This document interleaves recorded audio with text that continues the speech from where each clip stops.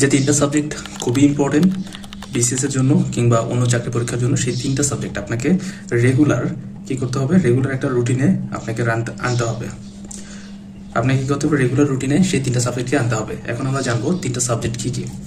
প্রথমত যে সাবজেক্টটা সেটা হলো ইংলিশ। আমরা সবাই জানি ইংলিশে কত মার্ক, ইংলিশ হচ্ছে 35 মার্কস। তো এই 35 মার্কস খুবই ইম্পর্টেন্ট। ইংলিশকে যদি আমরা ডিভিশন করি, ইংলিশকে যদি আমরা ভাগ করি, তাহলে আমরা দেখতে পারবো ইংলিশ প্রথমে এখানে রয়েছে ইংলিশ গ্রামার অংশ, তারপর রয়েছে লিটারেচার পার্ট। তো এই দুইটা মিলে ইংলিশে কিন্তু 35 মার্ক। তো এই 35 মার্ক তোলার জন্য আমাদের কিন্তু রেগুলার পড়তে হবে। তো এই 35 মার্কে তোলার জন্য আমরা অবশ্যই ইংলিশটাকে রেগুলার, আমরা যে রুটিন করেছি সেই রুটিনে রেগুলার রাখার ট্রাই করব। কারণ এই 35 মার্ক আমাদের বিসিএস এর জন্য বা অন্য চাকরি পরীক্ষার জন্য ইংলিশ খুব ইম্পর্টেন্ট। তো দেখেন, এই 35 মার্ক তোলার জন্য আপনি যদি ইরেগুলার হন, আপনি যদি রেগুলার না হন, সেক্ষেত্রে কিন্তু আপনার ইংলিশটা এমনি, আমরা বাঙালি হিসেবে ইংলিশটা এমনি কম বুঝি, আমরা মিনিং করতে পারি না।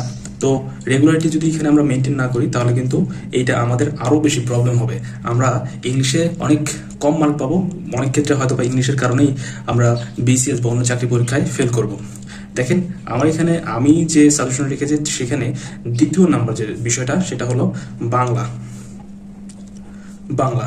তো এখন দেখেন, এই বাংলাতে বিসিএস এ কিন্তু খুবই গুরুত্বপূর্ণ মার্ক রয়েছে। দেখেন, বাংলাতে মার্ক রয়েছে ইংলিশের মতোই 35 মার্কস। তো এই 35 মার্কসকে আমরা যদি পেতে চাই, অবশ্যই আমাদের কি করতে হবে, রেগুলারিটি মেনটেন করতে হবে। তো এখন দেখেন, এখানে রেগুলারিটি মেনটেন করবো কিভাবে? বাংলা সিলেবাস তো অনেক বেশি বড়। এখানে যেহেতু পার্ট আছে, দুইটা পার্ট রয়েছে, একটা হচ্ছে সাহিত্য অংশ, আরেকটা পার্ট হলো ব্যাকরণ অংশ। তো সাহিত্য অংশ এবং ব্যাকরণ অংশ, এই দুইটা অংশ মিলে 35 মার্ক। তো আমাদের কি করতে হবে, ইংলিশের মতো বাংলাকেও রেগুলারিটি মেনটেন করে পড়তে হবে।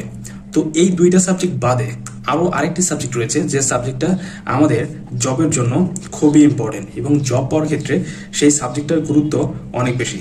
তো সেই সাবজেক্টটা কোনটা, সেটা হলো, আমরা সকলেই জানি, সেটা হলো গণিত, অর্থাৎ ম্যাথ। এখন দেখেন, এই ম্যাথ, বাংলা এবং ইংলিশ, এই তিনটা সাবজেক্ট মিলে যদি আমি বিসিএস এর কথা বলি, তাহলে মার্ক রয়েছে 85। এই 85 মার্কের জন্য অবশ্যই আমাদের একটা খুব অ্যাপ্রোপ্রিয়েট আমাদের একটা রুটিন বানাতে হবে।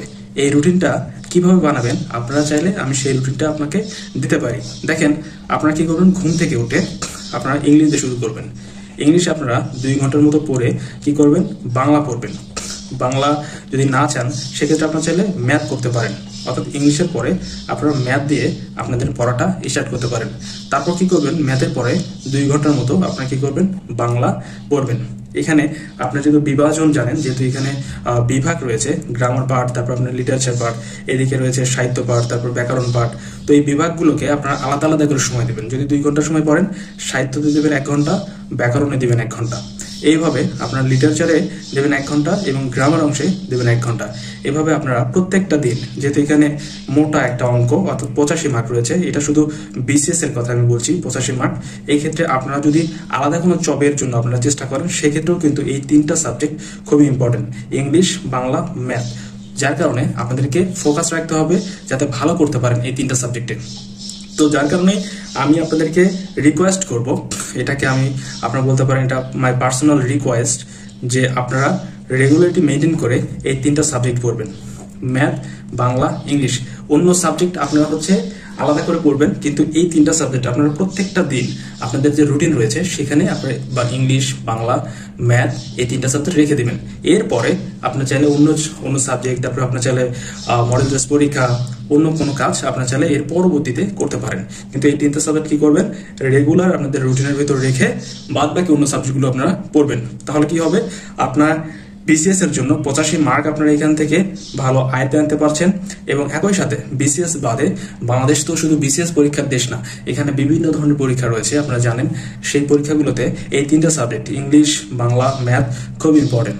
আপনারা যদি এখানে ভালো করতে চান, আপনারা যদি সেই পরীক্ষাগুলোতে উত্তীর্ণ হতে চান, অবশ্যই আপনাদেরকে এই তিনটা সাবজেক্টে আলাদাভাবে ফোকাস করতে হবে। তো এই ফোকাস করার জন্য আপনাদেরকে অবশ্যই টাইম দিতে হবে এবং সেই টাইমে খুবই ইম্পর্টেন্ট হিসেবে এই 3টা সাবজেক্টকে আপনাদের ইনক্লুড করতে হবে। তো সবাই ভালো থাকবেন। আশা করছি এই জিনিসটা আমি যেটা আপনাদেরকে বুঝালাম এই সংক্ষিপ্ত ভিডিওতে, সেটা হলো রেগুলারলি আপনারা ইংলিশ, বাংলা, ম্যাথ এই 3টা সাবজেক্ট আপনাদের রুটিনের মধ্যে রেখে দেবেন। কারণ এই 3টা সাবজেক্ট শুধু বিসিএসএ না, অন্যান্য জব পরীক্ষাতেও খুব ইম্পর্টেন্ট। সুতরাং আপনারা কি করবেন, এই 3টা সাবজেক্ট আপনাদের রুটিনে রেগুলারলি রেখে দিবেন এবং এরপরে এই 3টা সাবজেক্ট পড়ার পরে আপনারা চাইলে অন্য সাবজেক্টগুলোকে ইনক্লুড করতে পারেন বাকি সময়ের জন্য। তো সবাই ভালো থাকবেন, আমার জন্য দোয়া করবেন। আর শেষে আপনাদের জন্য একটা খুশির খবর রয়েছে, একটা নিউজ রয়েছে যে আপনাদের জন্য আমি কি করেছি, একটা পেজ খুলেছি, ফেসবুক পেজ খুলেছি। আপনারা চাইলে সেখানে জয়েন হতে পারেন। সেখানে আপনাদের বিভিন্ন প্রশ্নগুলো যদি থাকে আপনারা আমাকে মেসেঞ্জারের মাধ্যমে মেসেজ করে সেগুলো সম্পর্কে জানতে পারেন। সবাই ভালো থাকবেন। আমি সেই ফেসবুক পেজের লিংক আপনাদের ডেসক্রিপশনে দিয়ে দেবো ইনশাল্লাহ। আসসালামু আলাইকুম।